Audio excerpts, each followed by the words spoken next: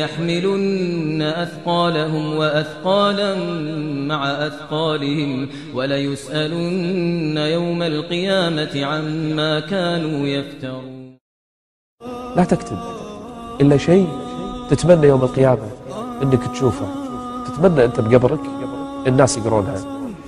لا تقل غدا والله اليوم، نصيحة الليلة، افتح تغريداتك، امسح ايش حاط، ايش كاتب، شو منزل، شو الصور هذه، شو الروابط اللي حاطها. والله الناس ما راح يقرون هذه الكلمات اللي كتبتها. ابدأ بداية صحيحة. إياك أن تشهد لك الناس بالشر. احرص أنك إذا مت يقال وجبت جنة عرضها السماوات والأرض بشهادة الصالحين. والله هنيئا لمن هم الآن في قبورهم والناس قاعدة تذكرهم بالخير. اللهم احسن خواتيم. حياتك وانت حر، ترى ما حد جابرك على شيء، لكن اختر أي الطريقين تريد، فهي إما جنة وإما الأخرى نار تلظى. أسأل الله العافية.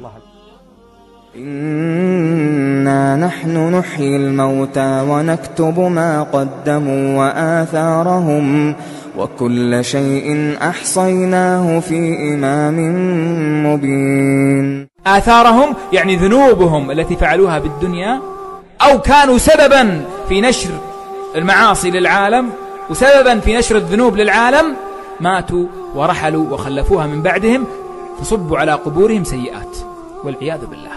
أعوذ بالله. والله الوحدة عساها تتحمل ذنوبها، كيف تتحمل ذنوب العالم؟ فأنت انتبهي يا أختي الكريمة، كوني مفتاح للخير حتى يكون لك الأجر يوم القيامة. تأتيك حسنات كثيرة أنت ما فعلتيها. ليش؟ لأن أنت كنت سبب في نشر هذا الخير، مقطع خير، قرآن، محاضرة، ذكر، صورة معبرة، شعر هادف. الله أكبر. الله يا أختي الكريمة، أزيل الصور الفاتنة، أزيل المقاطع اللي قد تشهد عليك. انتبهي يا أختي الكريمة، كوني مفتاحا للخير وكوني مغلاقا للشر.